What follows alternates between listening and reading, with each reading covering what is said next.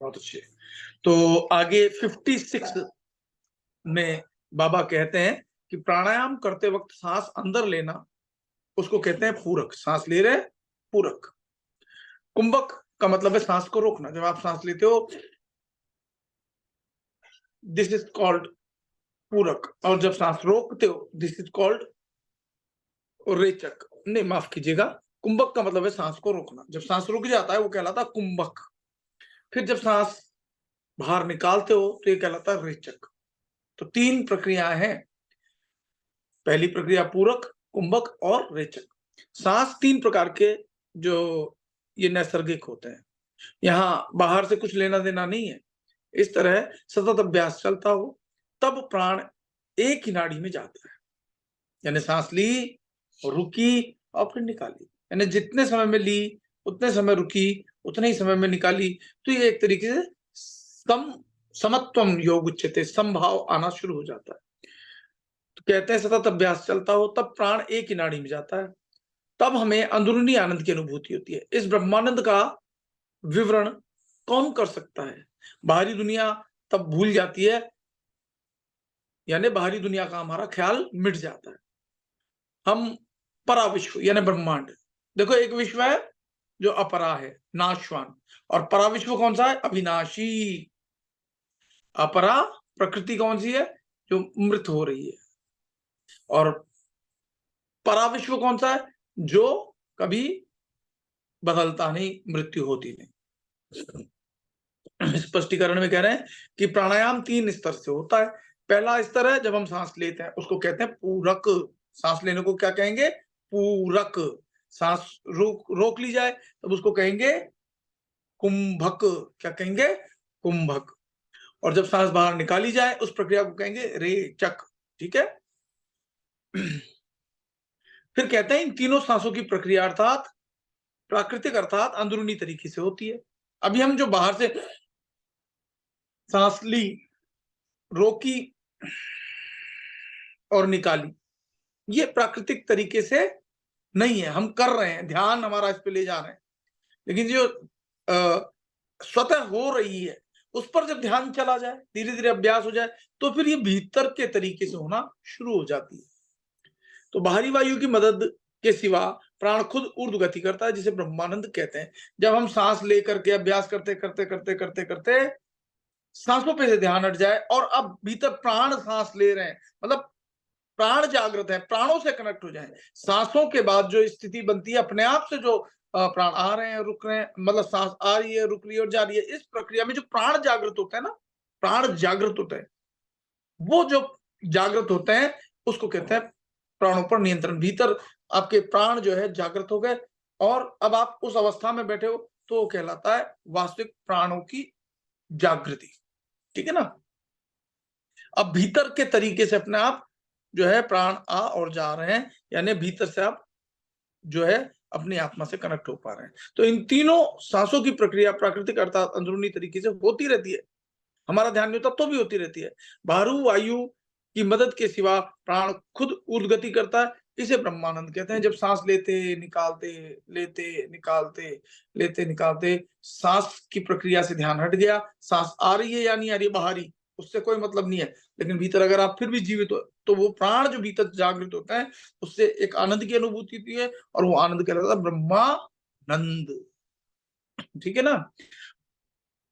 जिसे ब्रह्मानंद कहते हैं। ब्रह्मानंद विवरणातीत है, इसका मतलब उसका वर्णन नहीं किया जा सकता। ब्रह्मानंद जो है इसका वर्णन नहीं किया जा सकता।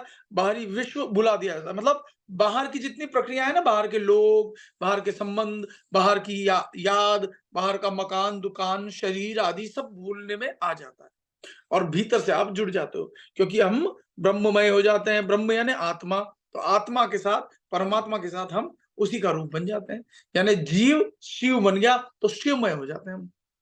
अगर हम अपनी आत्मा ने राम से जुड़ जाते हैं तो हम राममय हो जाते हैं। फिर कह रहे हैं 57 में बाबा कि जीवात्मा मतलब अभी का सांसारिक जगत।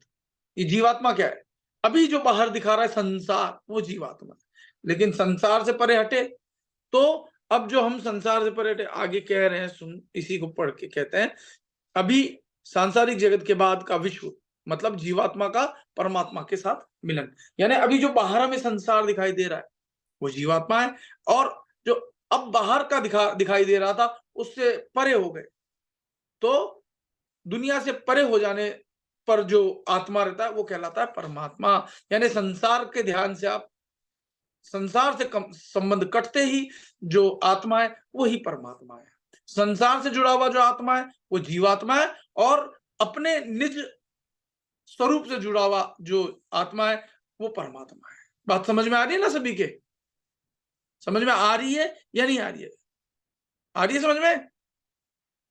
हाँ जी, ना जी? ओके।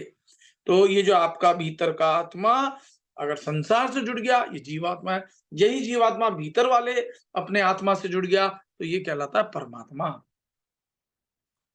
तो इसको स्पष्टीकरण में कहा है कि मनुष्य संसार में हो तब तक वह खुद को परमात्मा से अलग समझता है, लेकिन जैसे ही उसे अनुभूति होती है कि वह परमात्मा के साथ जुड़ा हुआ है, तब सांसारिक दुनिया गायब हो जाती है, उससे परे हो जाता है और उसे मुक्ति कहा जाता है। फिर कहते हैं कि जिस तरह छोटी छोटी नदियां सागर में मिलती हैं तब समस्त ध्यान सागर की ओर रहता है, उसी तरह हमें सांस की अंदर की गति पर लक्ष्य देना चाहिए। कहने का तात्पर्य है कि छोटी छोटी नदियां जिस तरह सागर की ओर गति करती हैं तब सागर में एक रूप हो जाती हैं, उसी तरह हम सांस को अंदर की ओर खींचे तब मन आत्मा के साथ एक रूप हो जाता है। इसे ईश्वर का साक्षात्कार कहा जाता है। तो हम जब, अब देखो स्वतः जो आ रही है जा रही है उस पर ध्यान नहीं है, अब जब हम ध्यान देंगे तो क्या होगा, खींचना पड़ेगा। सांस अंदर गई तो हम क्या कर रहे हैं, अंदर की गति की ओर जा रहे हैं। अब फिर सांस अपने आप जो निकल रही निकल जाने दो, फिर खींचो, भीतर रुकी। तो धीरे धीरे जब हम अंदर खींचते हैं तब मन आत्मा के साथ एक रूप होना शुरू हो जाता है। ठीक है ना? और जब आत्मा के साथ एक रूप होता है इसे ईश्वर का साक्षात्कार कहा जाता है। बात समझ में आ रही होगी। फिर आगे कहते हैं जो निरा आंखों से देख सकते हैं वह अल्पजीवी है और नष्ट होने योग्य है। मानव मन का जब बिंदु और नाद में एकाकार हो जाता है, बिंदु और नाद बाबा जी समझाते थे ना, नाद बिंदु, ना, बिंदु और नाद।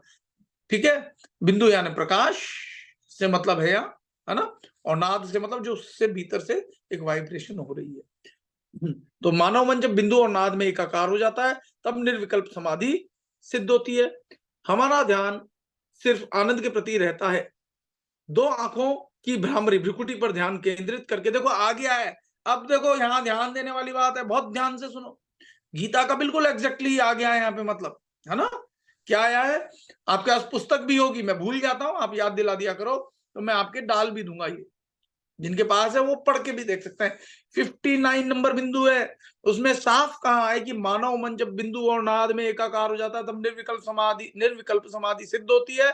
हमारा ध्यान सिर्फ आनंद के प्रति रहता हो। दो आंखों की भ्रमरों यानी भ्रुकुटी पर ध्यान केंद्रित करके प्राण ब्रह्मरंध्र में दाखिल होता है। जब आप यहाँ ध्यान टिका के रखते हो और फिर सांस आती जाती सांसों पर आपका ध्यान बनता है तो क्या होता है, यही परम ज्योत के दिव्य चक्षुओं से दर्शन होते हैं। यहीं पर पढ़ो, देखो, है ना सबके पास ये? किस किस के पास ऐसे हाथ खड़ा करो। ये चिदाकाश गीता किसकी? ओके, एक दो, बाकी लोगों के पास नहीं। अच्छा, मैं भूल भी जाऊं तो आप लोग डाल सकते हो इस ग्रुप। ठीक है, आप लोग डाल देना। ये पुस्तक 59 नंबर है जो कि हमें गीता में भी मिलता है। तो हो रहा है ना एक ज्ञान। तो कह रहे हैं कि हमारा ध्यान सिर्फ आनंद के प्रति हो। तो आंखों की भ्रामरी भ्रिकुटी पर ध्यान केंद्रित करके प्राण, जब यहाँ आपका ध्यान टिका रहेगा तो आती जाती सांसों के साथ धीरे धीरे सांस चाहे धीमे होते होते होते होते होते बाहर की सांस पर ध्यान नहीं है, यानी गायब भी हो जाए, लेकिन प्राण जागृत हो जाते हैं। तब मृत्यु नहीं होती, तब आप धीरे धीरे समाधि की स्थिति में प्रवेश करना शुरू कर देते हो। तो ये आज हम लोगों का सौभाग्य है जो गीता पाठ करते करते करते करते जो गीता की क्लासेस ले रहे हैं, वो इस भ्रम में पड़ गए कि गीता का जो वो पाठ कर रहे हैं, जो सर्टिफिकेट उनको मिल रहा है वो वास्तव में ज्ञानी हो गए। लेकिन नहीं, अभी भी वो बाहरी भक्तियों में ही लगे हुए हैं। वो आएंगे एक दिन, लौट के आना ही होगा। कब आएंगे? जब बहुत ज्यादा ठोकरें खा लेंगे, तब ठाकुर बनेंगे। और आप पर कृपा है, शायद आप, हम लोग पहले ठोकर खा चुके होंगे। ठीक है ना। तो ये कह रहे हैं, आप पढ़ लेना, 59 नंबर श्लोक है, और गीता में भी ये चीज का है कि प्राणापान समौ कृत्वा, कहा है ना, याद है ना सब लोगों को गीता का, यहां भी लिखा है। तो कह रहे हैं तो ध्यान केंद्रित करके प्राण ब्रह्म रंध्र में दाखिल होता है, यही परम ज्योत के दिव्य चक्षुओं से दर्शन होते हैं। इन चक्षुओं से हो ही नहीं सकते बाहर वाले, दिव्य चक्षु जो भीतर है। यह मुक्ति की स्थिति है, यह शाश्वत आनंद की स्थिति है। इस जगह पर ही मानस का स्थिर मानस का स्थिर रहना पड़ता है, यानी मन को यहाँ स्थिर करना ही आवश्यक है। वेदों की उत्पत्ति जहां से हुई वह शाश्वत शक्ति यही है। वेद का मतलब भी ज्ञान ही होता है। तो यहां से जो सांसारिक वेदों की भाषा को लोग समझते हैं, जो वो नीचे के संसार के वेदों को समझते हैं, और हम किसके वेद को समझ रहे हैं? उस परावेद को समझ रहे हैं, परावाणी को समझ रहे हैं। ठीक है ना।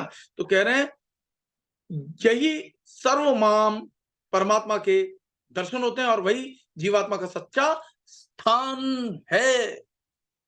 आ रही है बात समझ में सभी को? हाँ जी ना जी, हाँ जी तो ऐसे, ना जी तो ऐसे। आ रही है समझ में? नहीं आ रही रचना जी, आपको समझ में नहीं आ रही? गीता में लिखा है कि यहां पर जो है ना ध्यान करना है भ्रिकुटी के मध्य में। आप गीता भूल चुके हो, अभ्यास किया करो। लिखा हुआ है 59 नंबर आपके पास है, निकाल के पढ़ो, हिंदी में लिखा हुआ है। यहाँ पर जब आप ध्यान टिकाओगे सांसों के साथ, धीरे धीरे धीरे धीरे, जब बिंदी लगाते हो ना, बिंदी का मतलब क्या होता है? सुहागिनी, मेरे पति हैं। ठीक है ना। तो वास्तव में सबके जो पति हैं वो इसी मार्ग से, आपका मालिक वास्तव में, आत्मा का मालिक कौन है? परमात्मा। यहाँ ध्यान टिका के रखो। आती जाती सांसों के साथ ध्यान टिकाने से धीरे धीरे प्राण जागृत होते हैं। अभी तो सांस आ रही जा रही है, फिर प्राण जागृत होंगे। जब प्राण पखेरु यानी प्राण निकल गए तो खत्म। तो आप प्राण जागृत होंगे, फिर आपके वास्तविक परमात्मा के दर्शन होंगे। अब समझ में आ रही है या नहीं आ रही है?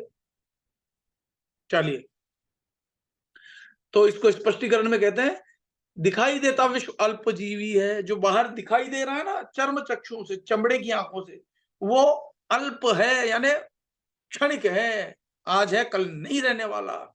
वह नाशवंत है। ईश्वर एक और अद्वितीय है। ईश्वर यानी परमात्मा यानी आत्मा एक ही है, पर आत्मा अलग अलग क्यों दिख रहा है?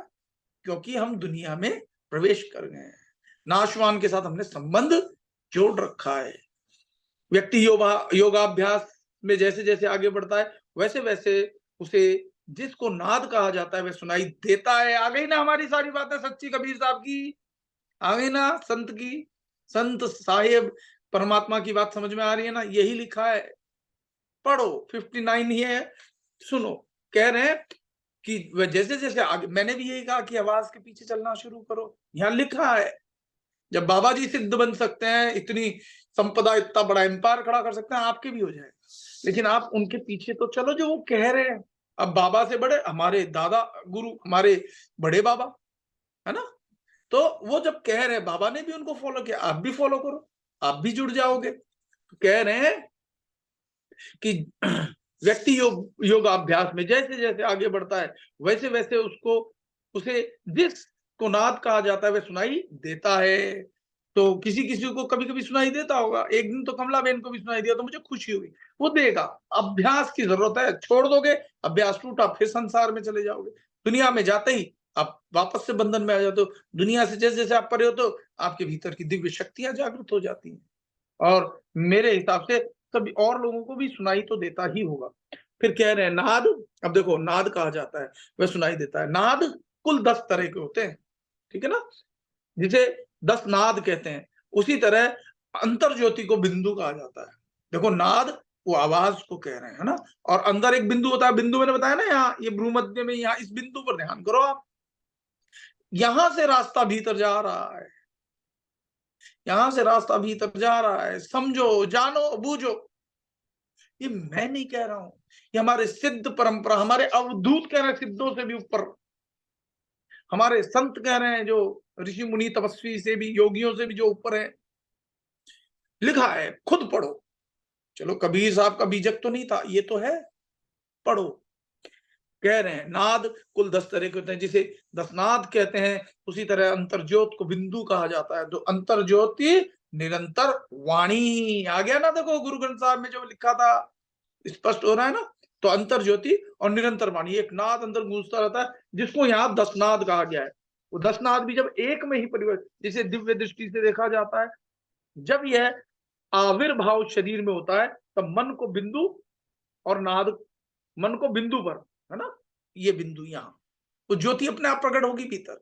यहां पर मन को बिंदु और नाद पर केंद्रित करना चाहिए। इस स्थिति पर जब मनुष्य पहुंचता है, तब मन अपना अलग अस्तित्व खो देता है। जो मन ने अपना अलग अस्तित्व बना लिया ना, परमात्मा से जो विद्रोह कर दिया मन ने, वो अपना अस्तित्व खो देता है। फिर अस्तित्व खो दिया तो क्या बच गया? परमात्मा। नमः शिवाय, नमः शिवाय, नमः शिवाय। हाँ, नमः शिवाय। अभी साधना चल रही है, मैं बाद में बात करता हूँ ना। जी जी, हाँ जी, मैं साधना में हाँ, कोई बात कैसे? नहीं, ठीक है, ठीक कर है, लूं ना, ठीक है, मैं म्यूट कर रहा हूँ ना। मैं अटेंड कर लूं ना? हाँ, आप अटेंड कर लो, कोई बात नहीं। जी, थैंक यू जो बोले। हाँ ठीक है, धन्यवाद धन्यवाद। हाँ, ठीक है, ठीक है। जी जी, मैं बेटी अभी के मैं पास म्यूट जा रही हूँ। अभी मैं म्यूट कर रहा हूँ, देखिए ना, बीच में जी मैं जी फिर आपका भी केस जो है वो करता हूँ डिस्कस। ठीक है, मैंने बता दिया है वैसे, अभी करते हैं मैंने। जी जी, जैसे जैसे आप बोलोगे। ठीक है, ठीक है। आप स्वयं से म्यूट कर लीजिए, नहीं तो मेरे को तो करना ही अच्छा, हाँ, पड़ेगा। मैं कर। चलिए, मैंने कर दिया है। तो कहने का तात्पर्य ये है कि यहाँ तो इस स्थिति में, इस स्थिति को निर्विकल्प समाधि कहते हैं। और निर्विकल्प समाधि में ईश्वर सर्व में और सर्व ईश्वर में लगते हैं। अध्यात्म की उत्तम उच्चतम दशा है। उच्चतम लिखा है, मैं थोड़ी ना कह रहा, हमारे सिद्ध, हमारे बड़े बाबा कह रहे हैं। अगर उनको भी ना मानो तो फिर कुछ नहीं हो सकता किसी का भी, सीधी बात है, साफ लिखा है। मैंने तो पहले पढ़ा नहीं था, आपके साथ ही मैं भी इस चीज को पढ़ के समझ रहा हूं। ठीक है ना। तो इसमें कह रहे हैं कि अध्यात्म की यह उच्चतम दशा है, निर्विकल्प समाधि की स्थिति में हमारा मन ईश्वर के परम सुख आनंद पर होता है। सांसारिक जीवन के आनंद की इच्छा रहित स्थिति में सभी आनंद खुद हमें मिलते हैं। फिर हमें हीलिंग, मतलब फिर इच्छा नहीं करनी पड़ती, क्रिएट नहीं करना पड़ता, ऑटोमेटिकली होने लगते हैं जब हम उस परमात्मा से, उस नाद बिंदु से जुड़ जाते हैं। नाद बिंदु कलातीतम, सब कलाओं से जो अतीत हो जाता है ना। फिर कह रहे हैं कि निर्विकल्प समाधि तभी सिद्ध होती है जब कुंडलनी मूलाधार से ब्रह्मरंध्र में पहुंच जाती है। कुंडलनी का मतलब होता है चेतना शक्ति। आपकी जो चेतना है ना, उठती है और यहां आ जाती है। अगर सच्चा सही गुरु ना मिले तो जब आप कुंडलनी उठाते हो ना, तो आप ज्यादातर लोगों को देखोगे जो तपोधारी होते हैं, तप आदि करते रहते हैं इच्छाओं में। अब देखो लोनी बहन आए हैं, तो ये थोड़े से अब अलग दिख रहे हैं, पहले जैसी इनकी वो चमक जो थी वो नहीं है। कहीं ना कहीं साधना या तो कुछ और करके आए हैं, या कहीं ना कहीं भटक के अब आए हैं। जो तेज इनके दिखने लगा था ना बीच में, वो नहीं है। इसलिए कहता हूं कि साधना किया करो, किया करो, किया करो, लगातार किया करो। अब जैसे मैंने सुबह बताया था जैनिल जी का, कि जैनिल जी की चेहरे पे एक चमक दिख रही थी। आप सच्ची भक्ति करोगे, सब कुछ स्वतः होने लगेगा, है ना। नहीं तो वो गाना हो जाएगा लुट पिट गया, ऐसा करके आता ना, ऐसी स्थिति हो जाएगी। इसलिए सही रास्ते पे चलते रहो, अपने गुरु पे विश्वास करो। ठीक है ना। तो आगे कहते हैं कि जब कुंडलिनी शक्ति मूलाधार से ब्रह्मरंध्र, कोई बात नहीं लोनीवेन, मैं तो अभी जो दिख रहा है वो बताया, कोई बात नहीं है, सबके साथ हो सकता है। तो आगे बढ़ रहे हैं हम। अब आगे क्या कह रहे हैं कि कुंडलनी मूलाधार से ब्रह्मरंध्र में पहुंच जाती है। इस स्थिति में जाने के लिए आंखों के मध्य में रहे, जिसे भ्रूमध्य कहा जाता है, और वह त्रिकोणीय होता है। भ्रूमध्य क्या होता है? त्रिकोणीय होता है। त्रिकोणीय का मतलब समझ रहे हो? ट्राइंगल। जब श्री विद्या आप करते हो तो बिंदु के बाद ट्राइंगल दिखाते हैं ना, 3 गुण आ जाते हैं। तो यहां पर बता रहे हैं त्रिकोणीय होता है, उस पर ध्यान केंद्रित करके प्राण का प्रवेश ब्रह्मरंध्र में होना चाहिए। यही दिव्य चक्षु से परम ज्योत का प्रकाश दिखाई देता है। यह मुक्ति की स्थिति है, यह परम आनंद है। यही वो स्थान है जहां मानस का वास होना चाहिए, यानी मन का वास यहाँ भूमध्य में। यहां पर मन को टिकाओ, नीचे से चेतना को उठा करके यहां इकट्ठा करो, ठीक है ना। यही दिव्य चक्षु से परम ज्योत का प्रकाश दिखाई देता है। यह मुक्ति की स्थिति है, यह परम आनंद है। यही वो स्थान है जहां मानस का वास होना चाहिए। यही ईश्वर का वास है, जहां से वेदों की उत्पत्ति होती है। वेदों की मतलब, वेद का मतलब ज्ञान भी होता है ना, साम वेद यानी शाम का ज्ञान। साम साम वेद, अभी शायद साम गायन से संबंधित है, उसका ज्ञान। ऋग्वेद, ऋग का मतलब है ऋचाएं जो होती है ना, छंद के रूप में या मंत्रों की जो ऋचाएं होती है, उसका ज्ञान, ठीक है ना। तो ठीक इसी प्रकार से जो ज्ञान है, यहां से वेदों की उत्पत्ति है। वास्तविक ज्ञान यहां से आप भीतर प्रवेश करते करते करते करते करते उस परम ज्ञान से जुड़ जाते। जब मुक्ति की स्थिति पर पहुंचता है, तभी हम परमात्मा के दर्शन सर्व में करते हैं ना, सब में देखते हैं। फिर अपने में तो दिख ही रहे हैं, फिर अपने में ही नहीं, सर्वत्र केवल परमात्मा ही दिखने शुरू हो जाते हैं। फिर कहते हैं कि चिदाकाश ही जीवात्मा का सही स्थान है। चिदाकाश मतलब जो आपके चित्त के भीतर आकाश है, बाहर का आकाश जो है वो अलग है, और भीतर का आकाश चिदाकाश कहलाता है, ठीक है। आगे कह रहे हैं कि जीवात्मा शिव के साथ एक रूप हो जाता है और चिदाकाश या हृदय आकाश में मोक्ष की स्थिति प्राप्त करता है, ठीक है। एक और मैं ले लेता हूं, उसके बाद हम शुरू करते हैं। देखो 60 इसमें जीव का सही स्थान स्वरूपहीन और अविभाज्य है। जीव का सही स्थान स्वरूपहीन यानी उसका कोई स्वरूप नहीं है, और अविभाज्य है यानी वो टुकड़े टुकड़े खंडित नहीं है। जीव का जो वास्तविक स्थान है, जब वो टुकड़े टुकड़े हो जाता है तो पाखंड कहलाता है। अखंड और पाखंड, जब हम खंडित हो जाते हैं, हमें एक से इतने अनेक दिख रहे हैं शरीरधारी, तो पाखंड है। और जब हम अपने आप को जान ले पहले, फिर अपने आप को जानने के बाद आप पाओगे सर्वत्र वही परमात्मा है, वो अखंड है। गुरु भी अखंड मंडलाकारम होता है, वो खंडित नहीं होता है। तो इसको अब हम समझते हैं, जीव का सही स्थान स्वरूपहीन और अविभाज्य होता है। स्वरूप का मतलब, यहाँ स्वरूप से मतलब क्या है, आकार से मतलब है, यहाँ आकारहीन होता है। जीव का सही स्थान आकार रहित होता है और अविभाज्य होता है, उसके टुकड़े टुकड़े यानी खंड नहीं हो सकता, विभक्त नहीं हो सकता। ईश्वर चल और अचल सभी चीजों में मौजूद है। जो अचल से मतलब, जैसे पेड़ है, अचल है, चल नहीं रहा है, यहाँ आ जा नहीं रहा है, तो उसमें भी है। और जो चल सकता है, एक स्थान से दूसरे स्थान जा रहा है, उसमें भी है, जैसे आप, है ना। चल अचल दोनों में हो सकता है, ठीक है। और कह रहे हैं कि वह एक अद्वितीय है, यानी उसके अतिरिक्त कोई है ही नहीं, है ना। अद्वितीय यानी उसके जैसा कोई दूसरा हो ही ना, वो होता है अद्वितीय। ईश्वर वेदों की उत्पत्ति का स्थान है, वह शरीर के अधिष्ठाता है, वह जीवन मुक्ति के देव हैं।